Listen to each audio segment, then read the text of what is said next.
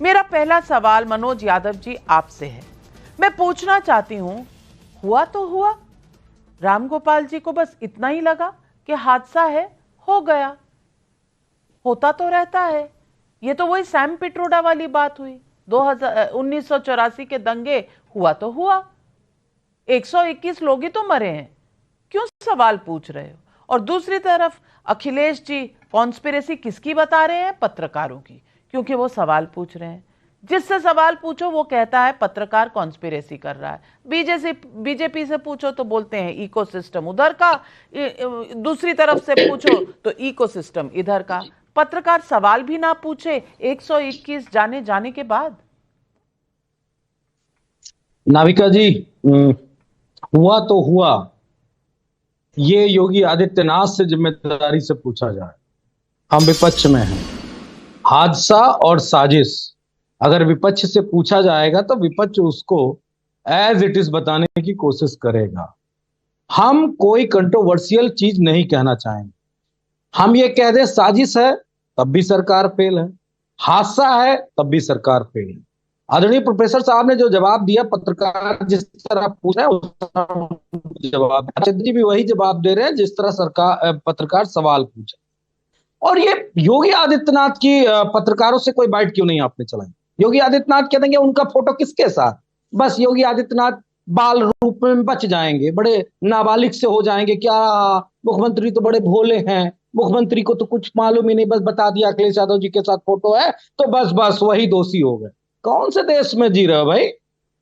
योगी आदित्यनाथ जी, देश को गुमराह मत करिए। नहीं, अभी तो ऊपर वाले ठीक हुए, ज्यादा गुमराह करेंगे तो समय से पहले आप ठीक हो जाएंगे। ये पूर्ण रूप से प्रशासन की नाकामी है, पूर्ण रूप से इस सत्ता में बैठे जिम्मेदार लोगों की नाकामी है। उस नाकामी को छुपाने के लिए समाजवादी पार्टी का नाम लेंगे, हमारे आदरणीय नेताओं का नाम लिया जाएगा। तो एक बात बता दे रहा हूं, आज की डेट में उत्तर प्रदेश में बैठा मुख्यमंत्री पूर्ण रूप से राजनीतिक गद्दी बचाने में लगा है। उत्तर प्रदेश में क्या घटनाएं घट रही इससे उनका कोई सरोकार नहीं। कैसे कोई दूसरा ना आ जाए, मैं कैसे आरएसएस से मिल लूं, उसी में सारी जद्दोजहद लगी हुई है। दोबारा मुख्यमंत्री जी समाजवादी पार्टी का नाम मत लीजिएगा। ये बता दीजिए ना फिर, आपके नेता क्यों कह रहे हैं हादसा था, हादसा हुआ? नाम लेने से घबराते हैं क्या? क्योंकि पत्रकार तो पूछ रहे हैं बाबा जी पर कोई एक्शन होना चाहिए, लेकिन आप नहीं पूछ रहे। तो राकेश त्रिपाठी जी, मैं पूछना चाहती हूं, उधर मनोज यादव जी की पार्टी जो है वो बच रही है, इधर आप बच रहे हैं। 121 परिवारों का गुनाहगार कौन है? आज जनता को बता दीजिए, किसी की जवाबदेही है कि नहीं? क्योंकि एक डीएम, एक एसएसपी, कोई एक्शन नहीं है किसी पर। 6 लोग गिरफ्तार हुए हैं, लेकिन वो 6 सेवादार, वो एक्स्ट्रा वाले सेवादार हैं। जो मेन सेवादार है उसका भी आता पता नहीं, बाबा जी का तो कोई नाम ही नहीं ले रहा। क्या चल रहा है? लेकिन अभी एक बात मैं स्पष्ट कर दूं कि ना हम बच रहे हैं, ना हम किसी को बचा रहे हैं और किसी को बचाने भी नहीं देंगे। जो दोषी हैं उनके खिलाफ ठोस और कठोर कार्रवाई होते हुए आपको दिखाई पड़ेगी। इस पूरे मामले में जो एसआईटी गठित की गई है, एडीजी जोन, वो इस पूरे क्रिमिनल मामले की जानकारी कर रही है। इस मामले में जो एक एफआईआर दर्ज हुई है उसकी विवेचना सीओ हाथरस कर रहे हैं। क्रिमिनल मामले की जो अब तक एफआईआर दर्ज हुई है उसमें जिनके भी नाम निकल करके सामने आएंगे विवेचना में, उनके खिलाफ भी कठोरता से कार्रवाई होगी। और जो एक जुडिशियल इंक्वायरी हो रही है, इस जुडिशियल इंक्वायरी में उन अधिकारियों की जवाबदेही भी तय होगी जिन अधिकारियों की जवाबदेही थी कि इस तरह के जमावड़े पर क्या क्या वहां पर आपको एक्शन लेने थे और क्या क्या एक्शन नहीं लिए गए हैं। इन सारी बातों की जवाबदेही भी इस जुडिशियल इंक्वायरी के माध्यम से निकल करके सामने आएगी। हम किसी को बचने या बचाने का कोई अवसर नहीं लेने देंगे। लेकिन जिस तरह की राजनीतिक बयानबाजियां की जा रही है, जिस तरह की सतही बातें कही जा रही है, मुझे याद आ रहा है कि किस तरह से रेप करने वाले लड़कों के संदर्भ में मुलायम सिंह यादव जी ने पहले भी कहा था, लड़के हैं, लड़कों से गलतियां हो जाती हैं। याद करके देखिए कि निठारी नरसंहार के मामले में जब नरकंकाल बड़ी संख्या में मिले थे, तब शिवपाल सिंह यादव ने कहा था कि ऐसी छोटी मोटी गलतियां, गर्भ घटनाएं तो होती रहती हैं। और आज फिर रामगोपाल यादव जी कह रहे हैं कि ऐसे हादसे होते रहते हैं। समाजवादी पार्टी का पूरा कुनबा पूरी तरीके से इस पूरी घटना पर पर्दा डालने के लिए लगा है। लेकिन विश्वास मानिए, आपके दर्शकों को मैं इस बात के लिए आश्वस्त कर रहा हूं, मैं विश्वास तो तब मानूं राकेश त्रिपाठी जी, अगर 50 घंटों में कोई एक्शन हुआ हो। आप कह रहे हैं जुडिशियल इंक्वायरी बिठानी पड़ेगी, फिर वो 2 हफ्ते 2 महीने बाद रिपोर्ट देगी, तब आप डिसाइड करेंगे कि प्रशासन में कहां किससे गलती हुई, क्या हुई। ये तो जनता देख रही है कि 80,000 की परमिशन देके 2.5 लाख लोग अगर वहां आ गए तो किसकी गलती हो सकती है? लोकल इंटेलिजेंस यूनिट ने कोई आपको बताया नहीं कितने लोग आ रहे हैं, वहां डीएम, वहां पे जो पुलिस थे, किसी को कुछ पता नहीं है। आपको नहीं पता चल रहा कि क्या हुआ? कमलाकर त्रिपाठी जी, क्या इस मामले में एक्शन लेने में 50 घंटे लगते हैं? 50 घंटों तक कुछ भी नहीं, प्रशासन का फेलियर है ये सब कह रहे हैं, लेकिन प्रशासन पर कोई एक्शन नहीं लेगा, क्योंकि वो जब कमिटी बनेगी, कमिटी की रिपोर्ट आएगी, जब तक आंसू सूख चुके होंगे उन 121 परिवारों के, जनता का ध्यान कहीं और चला गया होगा, लोग भूल जाएंगे। बस इसी का इंतजार हो रहा है। सही कहा आपने नाविका जी। एक पुरानी कहावत है अंग्रेजी की, if you want to stall anything in this world get a committee working on it. जो प्रत्यक्षतः जो चीजें दिख रही हैं, जहां प्रशासनिक फेल्योर दिख रहा है, इस पूरी घटना के 2 एस्पेक्ट हैं नाविका जी, एक प्रशासनिक फेल्योर और एक पॉलिटिकल एस्पेक्ट। जो प्रशासनिक फेल्योर है वो क्लियरली विजिबल है। आपकी एलआईयू क्या कर रही थी? इनके एलआईयू वाले बोलते हैं कि उनसे पूछा गया तो वो उन्होंने कम बताया था। अरे भाई, लोकल इंटेलिजेंस का मतलब यह नहीं होता कि आप उनसे पूछते हैं, उनसे पूछने का काम तो लोकल थाना कर सकता है। लोकल इंटेलिजेंस का काम यह होता है कि वो ये बताए कि कितना एक्सपेक्टेशन है किसी भी गैदरिंग में, इसके पहले किस तरह की गैदरिंग हुई थी। दूसरी चीज, इस तरह के बाबाओं की ये पहली घटना नहीं है। राम रहीम से लेकर के, आसाराम बापू से लेकर के, रामदेव, वो जो रामपाल था हरियाणा वाला, ये एक लंबी फेहरिस्त है। और इनका जो पॉलिटिकल कनेक्शंस हैं, ये एक बड़ा महत्वपूर्ण भूमिका अदा करते हैं। इनका जो मन बढ़ता है, जैसे ये सेल्फ प्रोक्लेम्ड गॉड्स जो होते हैं, ये अपने साथ साथ जो है वो बाउंसर्स लेकर के चल रहे हैं। अगर आपने ध्यान दिया होगा तो वो जो इनिशियल गड़बड़ियां हुई, वो बाउंसर्स ने वहां जो छोड़ी मोड़ी पुलिस तैनात थी उसको भी वहां से हटा दिया था, और लोगों को वहां आने से रोक रहे थे और उनको धक्का दे रहे थे, उनको कुचल रहे थे। उसके बाद ये भगदड़ शुरू हुई जो प्रत्यक्ष दर्शन सामने आया। तो ये जो सेल्फ प्रोक्लेम गॉड्स हैं, ये अपने आप को गॉड ही समझ करके और अपने इर्द गिर्द जो घेरा बनाते हैं, और उसमें अब ये जहां तक ये किसी की फोटो किसी के साथ आने की बात है, तो ये आसाराम बापू जी के साथ तो जो है वो माननीय प्रधानमंत्री मोदी जी की भी फोटो है, लाल कृष्ण आडवाणी जी की भी फोटो है। इंपॉर्टेंट चीज ये है, देखिए होता क्या है, राम रहीम को सजा होने के बावजूद पॉलिटिकल रीजन से पिछले 2 सालों में, पिछले हरियाणा के तो मैं समझ रही हूँ, इसीलिए सवाल पूछ रही हूँ कि आप क्यों चुप हैं, समाजवादी पार्टी क्यों चुप है, क्यों बाबा का नाम कोई नहीं ले रहा? आप दूसरों के ऊपर राम रहीम कह दें, आसाराम बापू कह दें, मैं सब मानती हूँ, लेकिन यहाँ भी बाबा का नाम कोई नहीं ले रहा। आप भी नहीं ले रहे, समाजवादी पार्टी भी नहीं ले रही। भारतीय जनता पार्टी ने ये सेल्फ प्रोक्लेम्ड गॉडमैन्स को बढ़ावा दिया है। ये सेल्फ प्रोक्लेम्ड गॉडमैन्स को, जिस तरह के अभी एक बाबा नए लॉन्च हो गए हैं भारतीय जनता पार्टी की तरफ से, बागेश्वर धाम, और वो किस तरह की चीप बातें करते हैं कि हम तो मंगलसूत्र देख करके पता लगा लेते हैं कि प्लॉट खाली है या नहीं है। इस तरह की चीप बात करने वाले को भी जब भारतीय जनता पार्टी जैसा दल एंडोर्स करता है तो उसका परिणाम इसी तरह से निकलता है। कमलाकर त्रिपाठी जी, मैं आपको रोकूंगी, ब्रेक लगाइए। आप कह रहे हैं भाजपा उनको एनकरेज करती है। आप कमलनाथ को जानते होंगे मध्य प्रदेश में? सारे इस तरह के सारे नहीं तो कमलनाथ भाजपा में तो नहीं है, पिछले कुछ कमलनाथ भाजपा में तो नहीं है। और यही मुद्दा है जो मैं हर्षवर्धन त्रिपाठी जी से पूछना चाहती हूँ। हर्षवर्धन त्रिपाठी जी, मैं कोई गॉडमैन है, लोगों के उसमें फेथ है नहीं है, मैं इस पर नहीं जाना चाहती। मैं सिर्फ एक सवाल खड़ा कर रही हूं कि 121 जाने गई हैं, या तो हमें बताया जा रहा है कि कॉन्स्पिरेसी है, या कोई कह रहा है कि हादसा है, हुआ तो हुआ, और या हमें यह कहा जा रहा है कि भाई साजिश हुई और अभी एक्शन जुडिशियल कमिटी के बाद होगा।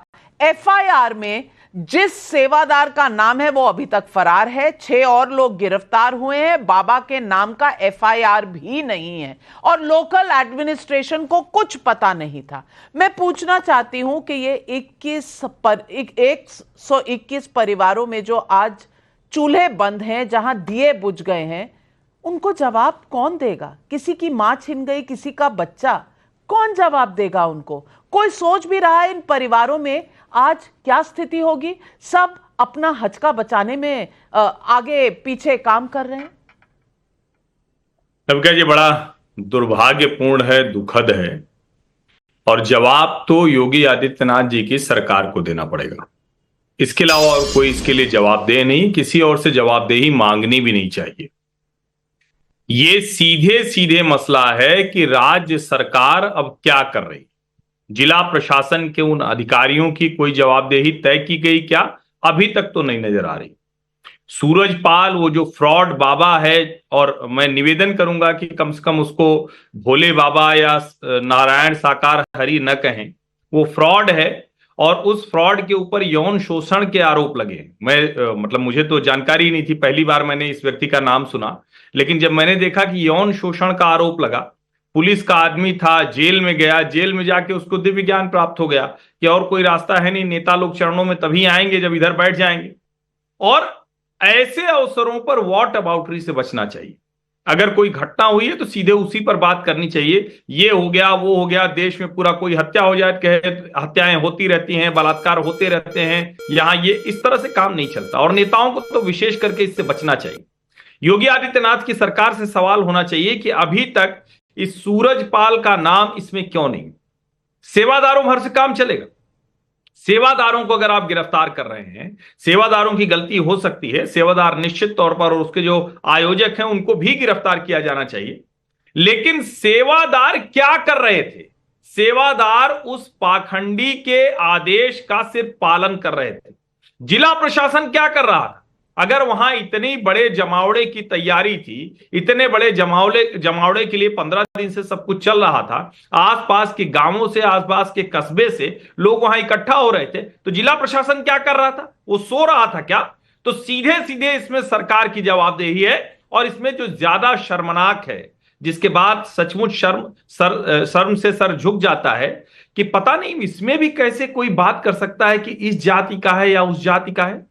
121 लोग जो मरे, उनकी जाति पूछ पूछ कर न्याय दिया जाएगा क्या? और इस देश की राजनीति में इतना घटियापन आ गया है, इतना स्तरहीन लोग हो गए, इसमें भी जाति करने लगे। और जो रामगोपाल यादव जी का बयान है, ये कतई किसी ढंग के नेता का बयान नहीं हो सकता, ये हो ही नहीं सकता। आप कह सकते थे कि ठीक है, और मुझे आश्चर्य हो रहा है, हर बात पर आक्रामक रहने वाली समाजवादी पार्टी क्यों शांत है, क्यों वो चुप है? उसे तो प्रदर्शन करना चाहिए था कि सूरजपाल अभी तक भगोड़ा क्यों है, उसकी गिरफ्तारी ये सरकार क्यों नहीं कर पा रही? पुलिस प्रशासन कहां है, क्या कर रहा है? मुंह से शब्द नहीं निकल रहा, मुंह से शब्द नहीं निकल रहा, उल्टा बरस रहे हैं तो पत्रकारों पर। मनोज यादव काउंटर करना चाहते हैं। मनोज यादव जी, आनंद दुबे जी, आती हूं आपके। नाविका जी, मैं बड़ा हतप्रभ इसलिए हूं कि इसको हादसा अगर हम न कहें, साजिश कहें, तो सरकार को और सरकार के जो आज आईजी थे, आईजी को अपनी प्रेस कॉन्फ्रेंस में क्लियर करना चाहिए। आतंकी साजिश है, धर्म विरोधी साजिश है, सरकार के खिलाफ साजिश है। अब तक कुछ कर क्यों नहीं पाए भाई? क्यों नहीं बोल रहे हैं? और फिर अगर प्रोफेसर साहब ने कोई बयान दिया हादसा तो होता है, तो क्या कहा जाए? हादसे होने के लिए क्या कहा जाए? हादसा नहीं होता है, हादसा ही तो सरकार की नाकामी की वजह से हादसा हुआ ना। सरकार को तो आप कटघरे में खड़ा कर रहे हैं, अच्छा कर रहे हैं। सूरजपाल का नाम क्यों नहीं ले रही? मैं इस बात से हैरान हूं कि सूरजपाल का नाम क्यों नहीं ले रहे। आज सूरजपाल का नाम ले, आप जिसका कहिए उसका नाम ले। हमारी जिम्मेदारी जनता की उत्तर प्रदेश में बैठे नाकारे निकम्मे मुख्यमंत्री पर सवाल किया जाए, जिनके जिम्मे था कि वो कॉन्स्पिरेटर कहते हैं, आज उनकी इजाजत मांग रहे हैं कि किसका नाम हम आपसे दिलवाना चाहते हैं। वाह भैया, वाह भैया। आज मनोज यादव जी, एकदम कृतज्ञ हो गई मैं। अब तक तो हमें कह रहे थे। मैं आपको कृतज्ञता के लिए नहीं कह रहा हूं, मैं आपसे सिर्फ इतना कह रहा हूं, आप बताइए सूरजपाल का नाम मैं किस आधार पे लूं? साजिश करके सूरजपाल ने भगदड़ मचवाई तो मैं नाम लेने तैयार हूं। सरकार तो प्रेस कॉन्फ्रेंस में बताया ना, हर्षवर्धन त्रिपाठी, सरकार का हर्षवर्धन त्रिपाठी, हर्षवर्धन त्रिपाठी जी आप समझा दीजिए, मनोज यादव जी को अभी समझ नहीं आया किस बेसिस पर सूरजपाल का नाम लेना। हम समझा दीजिए। नहीं आप समझा दीजिए। मनोज जी 30 सेकंड सिर्फ। देखिए, राजनीतिक मुद्दों पर हम जब बहस कर रहे होते हैं तो आप किसी और अंदाज में होते हैं, कुछ बात कर रहे होते हैं, कुछ आपको लगता है कि नहीं ये कही हुई बात ठीक नहीं, उस पर आप अपने अंदाज में लाठी चलाते हैं। आज आपको ये पूछने की जरूरत पड़ी, बताने की जरूरत पड़ी कि सूरजपाल का नाम क्यों लेंगे। बिल्कुल सरकार को जवाबदेह ठहराइए, लेकिन सरकार को जवाबदेह ठहराएंगे तो क्या कहेंगे आप? कुछ कहने के लिए आपके पास है या उसके लिए शब्द हमसे आपको उधार लेना है? कम से कम हमारे पास शब्द तो आप लोग राजनीति बंद कर दीजिए। आईजी ने प्रेस कॉन्फ्रेंस सवाल है मनोज जी त्रिपाठी जी कोई भी ये मत कीजिए, लोग आपको देख रहे हैं, सुनते हैं, ही उनको एक्यूज बनाया। मैं कह रहा हूं ना, सरकार मैं कह रहा हूं कि आपको पूछना चाहिए सरकार ने क्यों एक्यूज नहीं बनाया, क्यों एक्यूज नहीं बनाया गया, सरकार ने क्यों एफआईआर नहीं की उनके खिलाफ? अरे तो पूछिए ना, मैं सरकार से ये पूछा क्यों नहीं की एफआईआर? सरकार को शर्म आ रही है, पूछिए डर लग रहा है सरकार मनोज यादव जी, मनोज यादव जी शायद आपने सुना नहीं राम गोपाल जी ने क्या कहा। राम गोपाल जी ने क्या कहा मैं पहले आपको दोबारा सुनवा देती हूं, आपको पता चल जाएगा। मैंने सुना है, अच्छे से सुना है। नहीं आप सरकार को सुनवाइए कि योगी आदित्यनाथ ये क्यों कह रहे हैं आनंद दुबे जी, ये मान के चल रहा हूं। राम गोपाल जी क्या कह रहे हैं सुनिए पहले। हर्षवर्धन जी प्लीज सुन लीजिए, मैं आपके पास आती हूं, सुनिए। देखिए, हादसा तो हादसा ही होते हैं, सबरीमाला का हो गया, हर जगह होता रहता है। जब कई बार ऐसी स्थिति बन जाती है, ज़्यादा भीड़ हो गई, आस्था इतनी थी भोले बाबा से लोगों को, इतने बड़े पैमाने पर भीड़ हो गई, और जब वो चले और पीछे लोग चले जैसा कहा जा रहा है, हालांकि अब तो ये जांच का बिंदु है, जांच चल रही, तो उसमें एक हादसा हो गया। गवर्नमेंट इसकी जांच कर रही है, जांच करने के बाद सारी स्थिति सामने आएगी। लेकिन हादसा है, ये कोई डिजाइन या किसी के द्वारा साजिश का रास्ता नहीं, जैसा कुछ लोग कहने लगे। आनंद दुबे जी सुना आपने, सबरीमाला में भी हुआ था, यहाँ भी हो गया, हादसा होता है। भोले बाबा की मान्यता बहुत थी, भोले बाबा के यहाँ लोग आते हैं, ज्यादा आ गए, हो गया, 121 लोग मर गए, कोई बात नहीं, राजनीति तो चलती रहेगी, क्या फर्क पड़ता है, जांच होगी। मनोज यादव जी आऊंगी। आनंद दुबे जी अटपटा नहीं लगा, 121 लोगों की जानें चली गईं और समाजवादी पार्टी के महासचिव को जरा सी भी चुभन, जरा सी भी शिकन नहीं है माथे पर कि उन 121 परिवारों का क्या हाल होगा?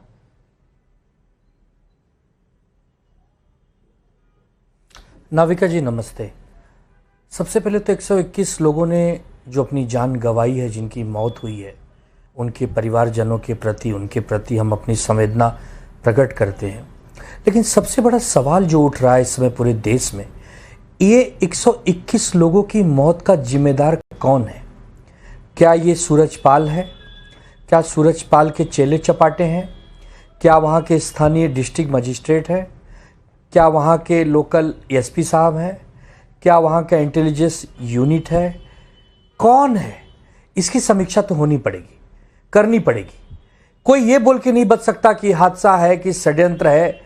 अरे जब विकास दुबे को, जो कानपुर का था एक माफिया, उसको आपने मार गिराया, उसके घर को ध्वस्त कर दिया, ये कौन ऐसा सूरजपाल है जो 50 घंटे हो गए और आपकी पुलिस के पकड़ में नहीं आ रहा?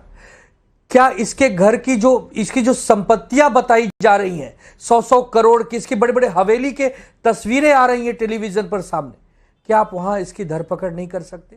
कहां हो बुलडोजर बाबा? आप तो बुलडोजर बाबा के नाम से जाने जाते हो ना। जब कोई अपराधी, माफिया आपके सामने आता है तो आप उसको ध्वस्त करते हो। यहां ध्वस्तता कब होगी? यहां बुलडोजर कब चलेगा? नाविका जी, ये बहुत ही दुर्भाग्यपूर्ण है कि केंद्र में बीजेपी की सरकार, राज्य में बीजेपी की सरकार 50 घंटे से ज्यादा हो गया और एक इतने बड़े अपराधी को आप पकड़ नहीं पा रहे हो। अब पकड़ना तो दूर, ये पता नहीं लगा पा रहे हो कि वो है कहां। और उस अपराधी ने सारी हदें पार कर दी, मानवता को तार तार कर दिया। इतनी बड़ी हादसा, इतने लोगों की जान जाने के बाद उस व्यक्ति को तो स्वयं वहां आकर विलाप करना चाहिए था, आलाप करना चाहिए था कि मेरी वजह से, मेरे इस सत्संग या मेरे इस कार्यक्रम की वजह से इतने लोगों की जान गई है, मैं क्षमा प्रार्थी हूं, जो सजा मुझे मिलेगी मैं भोगूंगा। ये सब न करते हुए वो सूरजपाल फरार, पुलिस लीपापोती में लगी, प्रशासन हाथ पे हाथ धरे बैठा। अब आप बताइए नाविका जी, ये सारे प्रश्न आप विपक्ष से पूछेंगे। ठीक है, राम गोपाल जी का जो बयान है, अखिलेश जी का जो बयान हो सकता है वो राजनीति से प्रेरित हो, एक पल के लिए उसे साइड करिए। मैं आपसे पूछता हूं, आप बताइए, क्या सरकार की जिम्मेदारी नहीं? क्या प्रधानमंत्री, गृह मंत्री की कोई जिम्मेदारी देश के नहीं? ये 121 लोग अब तक जो उत्तर प्रदेश या देश में जो भी हादसे होते हैं, ये सबसे बड़ी मृत्यु का आंकड़ा है, ये कम नहीं है। सैकड़ों लोग घायल हुए हैं, लोग अपनों को मिल नहीं पा रहे, ढूंढ नहीं पा रहे, पहचान नहीं हो पा रही। ज्यादा करके इसमें महिलाएं हैं, बच्चियां हैं। राकेश त्रिपाठी जी, घूम फिरकर सवाल यही है कि सूरजपाल का नाम एफआईआर में क्यों नहीं है? 50 घंटे हो गए, कोई जवाब क्यों नहीं है? कोई एक्शन प्रशासन पर कोई नहीं है? चल क्या रहा है, मैं फिर पूछ रही हूं, और 121 परिवारों की तरफ से पूछ रही हूं। मां हूं, जानती हूं, अगर मां ना हो तो बच्चों का, परिवार का क्या हाल होगा, और अगर बच्चा चला गया हो तो मां का क्या हाल होगा। और मैं आपसे पूछना चाहती हूं, किस बात का इंतजार है? क्यों नहीं मिल पा रहा? सच कह रहे हैं सब कि बुलडोजर है आपके पास, आपकी तो बहुत शक्तिशाली सरकार है, आज वो शक्ति कहां है? क्यों नहीं दिख रही?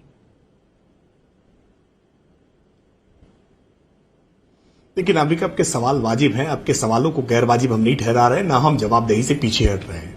हम आश्वस्त इस बात के लिए कर रहे हैं कि आप थोड़ा सा भरोसा करिए, क्योंकि उत्तर प्रदेश की सरकार न कभी भी अपराधियों को बचाती रही है और अपराधियों के खिलाफ ठोस इच्छा शक्ति के साथ हमेशा कार्रवाई करते हुए दिखाई पड़ी है। इस मामले में भी आपको कार्रवाई होते हुए दिखाई पड़ेगी, लेकिन थोड़ा सा रुक करके इंतजार करिए।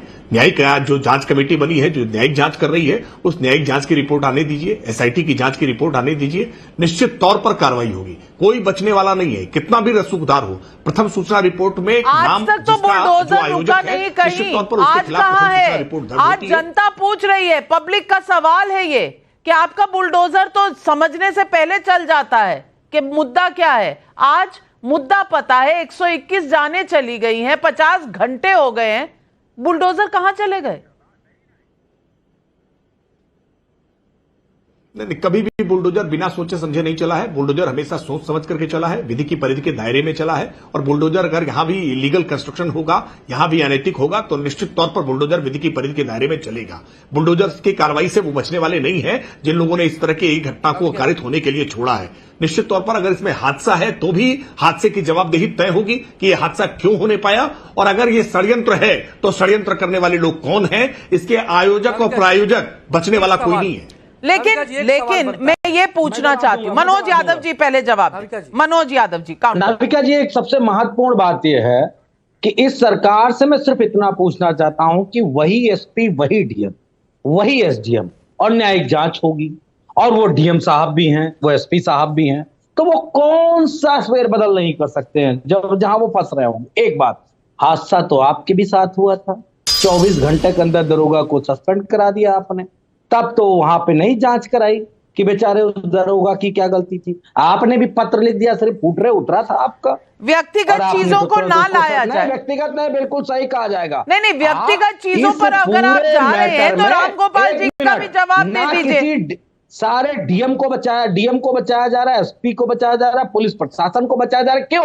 क्योंकि बड़ा मोटा पैसा के ट्रांसफर पोस्टिंग मिलती है। ये समाजवादी पार्टी की सरकार नहीं, मनोज यादव परेशान मत हो, ये समाजवादी पार्टी की सरकार नहीं है। अगर सरकार समाजवादी पार्टी की होती तो अब तक जो ब्रह्मांड में सदा ही जय जयकार के नारे अखिलेश यादव लेकर घूम रहे थे ना, अब तक तो ये चरणों में लौट रहे होते, अब तक बचा रहे होते। आप विश्वास मानिए योगी आदित्यनाथ जी की सरकार है। ये ब्रह्मांड में सदा ही जय जयकार के नारे लगाने वाली सरकार नहीं है। आप बचाने का काम करते थे कैसे रामवृक्ष यादव को पथुआ के जवाहर बाग में, ये उत्तर प्रदेश में देखा है। आपके काला चिट्ठा मत खुलो, आपके कार्यकाल में किस प्रकार के स्तर तक की घटनाएं हुई है, कैसे कैसे सरकार के द्वारा संरक्षण किया गया है, अपराधियों को बचाया गया है। एक एक करके सारी पोल खोलने लगूंगा भी, इसलिए परेशान मत हो सकते हो। ये उत्तर प्रदेश की जनता नहीं चल पाएगी।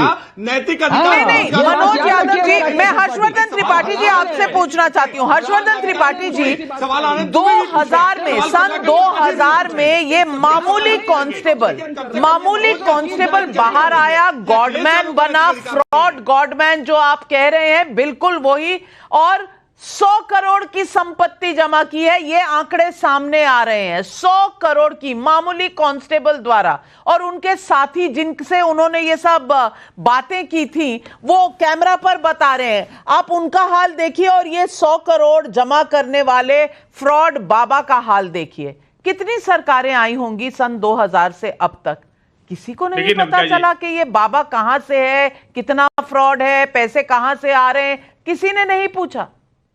देखिए, सबसे बड़ा सवाल यही है, और ये जितने समय में ये सूरजपाल बड़ा हुआ है उस समय की सरकारें कौन सी थी ये कोई कहने बताने की जरूरत नहीं है। अखिलेश यादव का वो वीडियो आया, मैं बार बार कहता हूं, किसी नेता की बताइएगा, किसी के साथ ये ज्ञान कम बताइएगा, कोई तस्वीर, किसकी सरकार। मनोज यादव बीच में नहीं बोलते, बहुत बदतमीजी करते हैं, आपकी आदत बड़ी खराब, अभद्रता करते हैं आप सही से आपके पास कोई तर्क तथ्य नहीं है। मनोज यादव जी आपने बोला वो बीच में नहीं बोले, अब वो बोल रहे हैं, थोड़ा सा धैर्य रखिए, थोड़ा सा धैर्य रखिए, थोड़ा सा धैर्य रखिए, फिर मैं आपको काउंटर का समय दूंगी, मैं काउंटर का समय दूंगी। हर्षवर्धन जी, आप अपनी बात खत्म करें। ये कोई छिपी हुई बात नहीं है कि बहुजन समाज पार्टी और समाजवादी पार्टी की सरकारों में इस सूरजपाल का क्या रुतबा हुआ करता था, किस तरह से ये सरकारी संरक्षण में आगे पला बढ़ा, ये सब जानते हैं।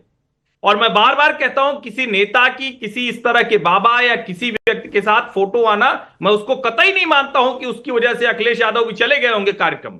लेकिन जिस तरह से अखिलेश यादव से सवाल पूछा गया कि कार्रवाई होनी चाहिए कि नहीं बाबा पर, अखिलेश यादव ने कहा किस बाबा पर करें, 2 बाबा हैं। जिस तरह से समाजवादी पार्टी इस मुद्दे पर शांत बैठी है, चुप बैठी है, और जनता किसी को झेलती नहीं है, जिसको नहीं पसंद करती है 2007, 2012, 2017 उसने तय कर लिया, और योगी आदित्यनाथ को दोबारा चुना है मुख्यमंत्री के तौर पर। उनकी जवाबदेही है, वो बच नहीं सकते। और ये जो इतना बड़ा साम्राज्य खड़ा हुआ है उसकी जांच कराई जाए, ये संपत्तियां कहां से आई हैं, किसकी हैं, बेनामी है, इसमें राजनीतिक कितनी संरक्षण है, ये सब जांच होनी चाहिए। और निश्चित तौर पर जहां गलत है वहां बुलडोजर चलना ही चाहिए। लोकतंत्र इसी तरह से काम बिल्कुल सही कहा आपने। और मनोज यादव जी, इससे पहले कि मैं आपके पास आऊंगी आपके पास ही, लेकिन जनता के कुछ सवाल हैं। अशरफ अली का अनूपपुर मध्य प्रदेश से सवाल है, अंधविश्वास को हमारा संविधान इजाजत नहीं देता, लेकिन वोट ना खिसके इसके लिए बाबा पर आज तक एफआईआर नहीं हुई। क्या अगर वो मुसलमान होते तब भी एफआईआर नहीं दर्ज होती? पीयूष का बिलासपुर से सवाल है, बिना व्यवस्था किए लाखों की भीड़ इकट्ठा करके ये बाबा अपनी लोकप्रियता का डंका बजवाते हैं, फिर सारी व्यवस्था की जिम्मेदारी सिर्फ प्रशासन ही ले, ये कहां तक उचित है? कमल छाबड़ा का दिल्ली से सवाल है, समाजवादी पार्टी के नेता हाथरस की घटना को हादसा कह रहे हैं, क्या इससे जाहिर नहीं होता कि साकार नारायण हरि को समाजवादी पार्टी का समर्थन है? अरविंद गुप्ता का ग्वालियर मध्य प्रदेश से सवाल है, साकार नारायण हरि के खिलाफ कोई विरोध करने की हिम्मत क्यों नहीं जुटा पा रहा? क्या सरकार से लेकर सभी को SC/ST एक्ट का डर लग रहा है? और संजय मिश्रा का भदोही उत्तर प्रदेश से सवाल है, ये वही सपा है ना जिसके नेता स्वामी प्रसाद मौर्य रामचरितमानस पर कैसी कैसी टिप्पणी कर रहे थे, और नारायण हरि पर जहां बोलना बनता है वहां चुप हैं। कहीं नारायण हरि की जाति इसका कारण तो नहीं? मनोज यादव जी, जनता के भी सवाल है और आपका काउंटर का भी समय।